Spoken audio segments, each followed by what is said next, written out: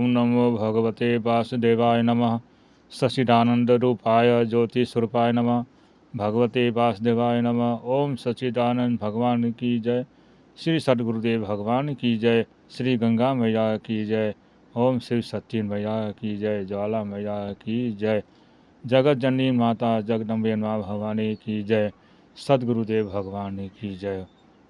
आज सज्जनों, हम अपने विचारों को आध्यात्म से जोड़ करके और ज्ञान विज्ञान के माध्यम से सूक्ष्म रूप से हम आपको अपना विचार आपके भावनाओं को व्यक्त करते हुए, हम अपनी भावनाओं को व्यक्त करते हुए आपकी भावनाओं में से जोड़ने का प्रयत्न करेंगे, जिससे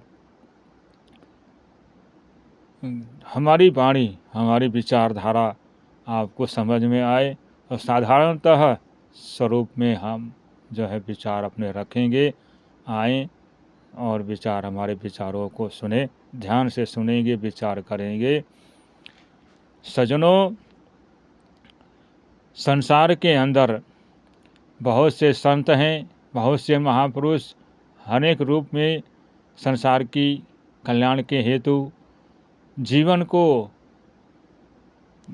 बनाने के हेतु, जीवन को संवारने हेतु बड़े बड़े संत, बहुत बड़े बड़े महापुरुष, एक से एक महाविभूतियाँ इस धराधाम पर अपना अपना कार्य कर रहे हैं।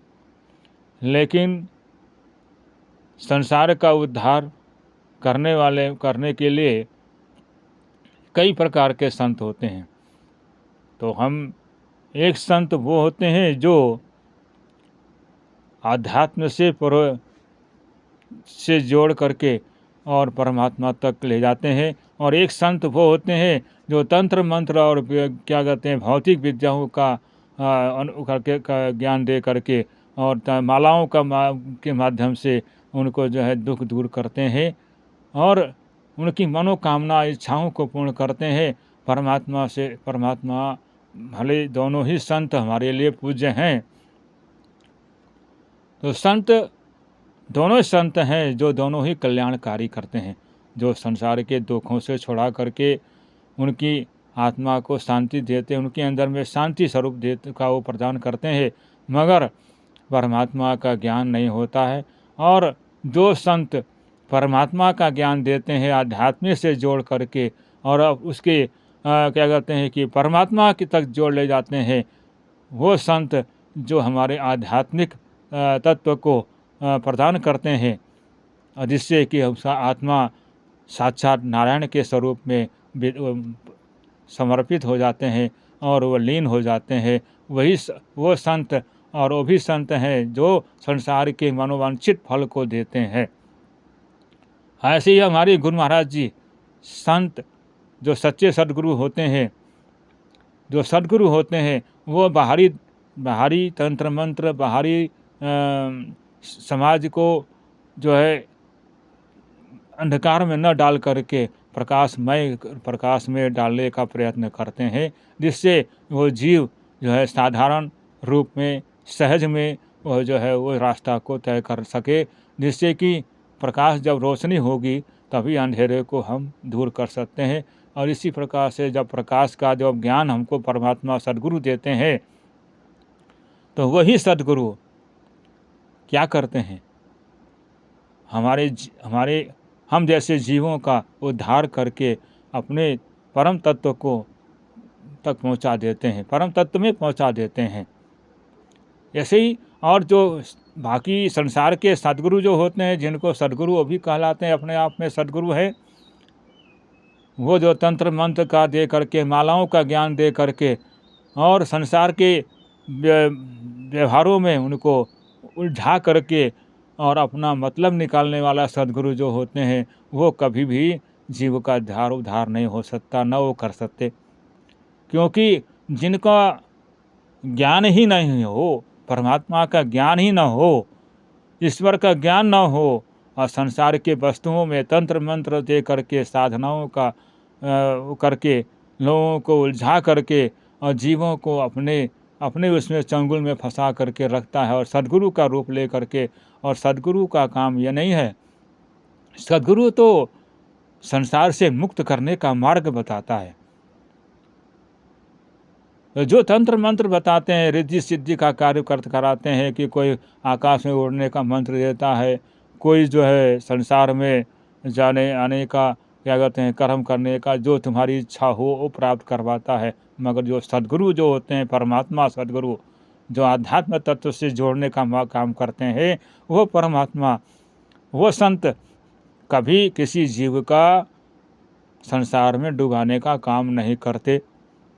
और उनकी आत्मा उनकी जो विचारधाराएँ होते हैं, जीवों का जो आत्माएँ होते हैं, जीवों को जो है परम गति देने की मार्ग बताते हैं, सशक्त करते हैं। इसलिए प्रकाश जो हमारा जीवन का जो प्रकाश है, उस प्रकाश को अगर हम सद्गुरु दिखाते हैं, जो जीवन का प्रकाश है, जो हमारे अंदर अंधकार से भरा हुआ है, वहाँ पर सद्गुरु जो होते हैं प्रकाश का ज्ञान कराते हैं, प्रकाश का मार्ग सशक्त करते हैं और प्रकाश दे करके उस अंधकार को दूर करते हैं। ये सद्गुरु का, सच्चे संतों का यही पहचान है।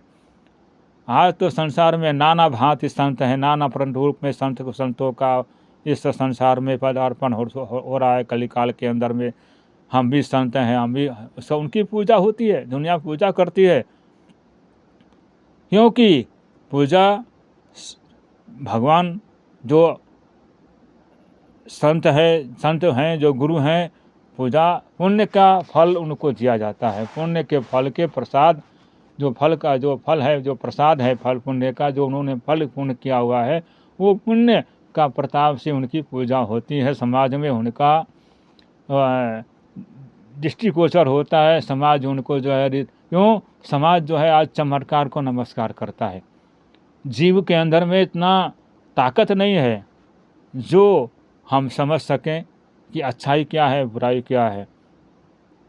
तो हम ज़्यादा विश्लेषण न करते हुए इन चीज़ों का हम संक्षेप में जो है हम सब मानव मात्र को, जीवों को, हम लोग जो है मानव मात्र है, हम संक्षेप में हम जो है उसका विवरण कर रहा हूँ, जिससे आप समझ सकें कि संत कौन होते हैं। संत वो होते हैं जिसकी आत्मा सत्य से जुड़ा हुआ हो, सत्य से, उसका परमात्मा से उसकी जो है अपनी जो ऊर्जा है वो उसका जो है समाज के अंदर में उसको बांटने का काम करता है, या न कि संसार में डुबाने का काम करता है। जो संत तंत्र मंत्र दे करके मालाओं के माध्यम से जो समाज का जो है अंधकार समाज में, संसार में डुबाने का काम करता है, वो संत नहीं हो सकता। न वो संत है, न वो सद्गुरु है।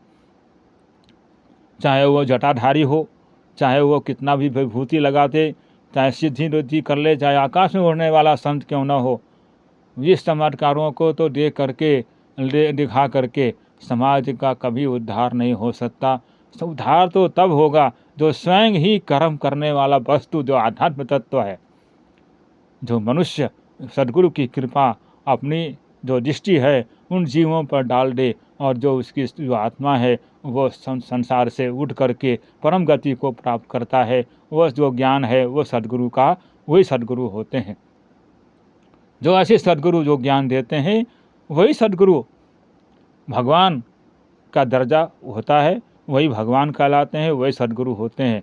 और वही जगत का पालनहार है, जो हमारी आत्माओं को, हमारी अंधेरे में जो रहने वाला जो आत्मा है, जो समाज माया के अंतर्गत जो आत्मा डूबी हुई है, उससे उबार दे, वही सद्गुरु है। जीते जी मुक्ति का मार्ग बताता है, मरने के बाद किसी की मुक्ति नहीं होती।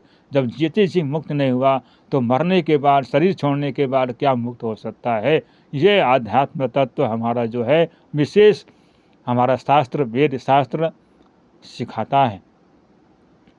इसलिए रामायण में लिखते हैं कि सुनि समझहि जन्म जेतम मन जहि अति अनुराग, लहै चार फल छतनु साधु समाज प्रयाग। इसलिए संतों के प्रयाग में, संत समाज के जो प्रयाग हैं, जहाँ पर संतों का समागम होता है और जो आध्यात्म तत्व को उजागर करता है, तंत्र मंत्रों के उजागर करने वाले को वंदना नहीं की गई है। तंत्र मंत्र देने वाला, माला घुमाने वाला, माला का ज्ञान कराने वाला संत नहीं कहलाता। समाज को अंधेरे में डालने वाला उसको संत नहीं कहा गया है। संत वो कहा गया है जो जिसका सत्य से जिसका जोग हुआ हो। और इसलिए जो कहा जाता है कि महाजना यह गथा सफल था, जो महापुरुषों ने जिस रास्ते को चला है, जिस रास्ते को चलने के लिए कहा गया है, उस रास्ते को चलाओ और उस रास्ते पर चलेंगे तभी हम सद्गति को प्राप्त कर सकते हैं। इसलिए नाम क्या है? परमात्मा का जो नाम है, परमात्मा का जो वो क्या चीज़ है जो जीवन में जिसकी महिमा वेद शास्त्रों में गाते हैं? क्या है वो शक्ति जो हम उसको समझ नहीं पाते हैं? राम क्या है? राम तो दशरथ का बेटा राम है क्या? कृष्ण है क्या? क्या है कृष्ण? जो कृष्ण हम जिसके पीछे हम लोग कथा करते हैं, राम की कथा करते हैं, वो राम है क्या? क्या राम शरीर है या राम कृष्ण क्या कहते हैं कि कोई वस्तु है? दुनिया को बेवकूफ़ बनाना, दुनिया को मूर्ख बनाना आसान है, मगर यहाँ रामायण शास्त्र कहता है कि नाम को पहचानो, नाम को जानो। जो हमारे अंदर विद्यमान है वो नाम है क्या? जो सांस चल रही है उसमें से क्या ध्वनि निकल रहा है जो हमको शरीर जीवन दान देता है? शरीर के अंदर शरीर को चलाता बैठ करके, वह क्या है जो हमें चलाता है? क्या चलाता है? कलिकाल। बोले कलिकाल का नाम से खाली बोले कि भाई जो भी नाम ले लो, तो गधे का भी नाम ले लो, कुत्ते का भी नाम ले लो, चल जाएगा। घोड़े का भी नाम ले लो, हाथी का नाम ले लो, हाथी बहुत बड़ा है, बहुत ताकतवर है। ऊँट का ले लो, बहुत लंबा चौड़ा है, बहुत ताकत वाला है। लेकिन अगर इन सब चीज़ों से, बाहरी साधनाओं से अगर भगवान का नाम लेने से अगर मुक्त हो जाता है जीव, तो फिर ये शास्त्रों का और ये परमात्मा महापुरुषों का जन्म होना, संतों का संसार में प्रकट होना, ये तब फिर कोई ज़रूरत नहीं था। जो हमारे अंदर में आवाज़ आ रही है, जो हमको चला रहा है, वो क्या चीज़ है? वो चीज़ जानने के लिए महापुरुष कहते हैं। भगवान राम ने भी यही कहा है और उपनिषद भी यही कहता है। उपनिषद का मतलब होता है कि सद्गुरु के सानिध्य बैठ करके उससे ज्ञान पाना ही उपनिषद है, उसकी उपासना करना ही उपनिषद है। जो सद्गुरु के द्वारा बताए हुए ज्ञान की जो उपासना करता है वो उपनिषद है। इसलिए संसार की वस्तुओं में और भगवान की प्राप्ति करने में बहुत अंतर है। संसार की वस्तुओं को पाने के लिए, इसलिए हमारे शास्त्रों में लिखा है, संतों ने कहा है कि तंत्र मंत्र सब झूठ है। तंत्र मंत्र से शरीर को किसी को दुख दे सकते हैं, हम किसी को हम तंग कर सकते हैं, सता सकते हैं उसको अपने मंत्रों के द्वारा। बाहरी मंत्रों को सिद्ध करके हम दूसरे को सता सकते हैं, दूसरे को हम बहका सकते हैं। मगर कहा है आत्मा का उद्धार तभी होगा जब हम इन तंत्र मंत्रों से जब हम ऊपर उठेंगे, ऊपर जाएंगे। तंत्र मंत्र सब झूठ है, मत भरमो संसार, सार सब जाने बिना कोई न उतर सी पार। एको सुमरो नानिका, जल थर रहो समाय, दूजा काहे सुमरिये, जन्मते ही मर जाए। इसलिए अहंकार को छोड़ करके अहंकारों को मत लें, अहंकारों का दर्शन मत दे। दर्शन जीव हम संसार के अंदर में अहंकार का दर्शन देना, इससे हमारा भी हानि है और दूसरे को भी हानि पहुंचता है। इसलिए तंत्र मंत्र का बाहरी साधनाओं से अहंकार का बदबू न फैलाएं। संतों का, संत का परिचय होना चाहिए, साधु का परिचय होना चाहिए ज्ञान से। संसार का भोगना और धन का होना ये बहुत कोई ज़रूरी नहीं है। इससे जो है हम मान बढ़ाई ले लेंगे। मान बढ़ाई तजना आसान है, दुर्लभ है स्नेह। आगे मान बढ़ाई को भी तजना दुर्लभ नहीं है। इसलिए संत के अंदर में धैर्य होना चाहिए, धीरज होना चाहिए, सहजता होना चाहिए। वही संत है जिसके अंदर में सहजता हो, यह न कि दिखावा। हम सोना पहन रहे हैं, हम चाहे चांदी पहन रहे हैं, हम चांदी का मुकुट पहन रहे हैं, तो भगवान तो जो सर्वशक्ति है वो क्या पहनेगा? वो क्या पहनेगा? आप चमत्कार दिखा रहे हो तो चमत्कार वो होता है जो हमारे अंदर जो वस्तु है, जो छिपा हुआ है, अंधकार है, उसको अंधकार को दूर करने वाला ही जो सद्गुरु होते हैं वो है सबसे बड़ा चमत्कार। बाहरी साधनाओं को दिखा करके, बाहरी चमत्कार को दिखाने वाला वो संत नहीं होता। वो संसार का एक प्रकार से दुश्मन और दुश्मन होता है। जो बाहरी साधनाओं को दे करके मनुष्य को बहलाता है, वो ज्ञान देने वाला मनुष्य और साधु दोनों ही नरक के अधिकारी बनते हैं। और वो फिर न तो उसकी आत्मा उद्धार होता है, न ज्ञान देने वाले का उद्धार होता है। इसलिए साधु की आज तो जातिवाद पर ज्ञान दे रहे लोग, जातिवाद का है। पंडित लोग भी ज्ञान कथा करते हैं कि हरिजन को कथा में नहीं आना चाहिए, शूद्र को कथा में नहीं आना चाहिए। तो कथा करते किसके लिए हैं? कथा किसके लिए करते हैं? सत्संग किसके लिए किया जाता है? जीवों का उद्धार के लिए, न कि शूद्र के लिए। लोग बोलते हैं कि कथा में, सत्संग में शूद्र आ गया, मंदिर में शूद्र आ गया।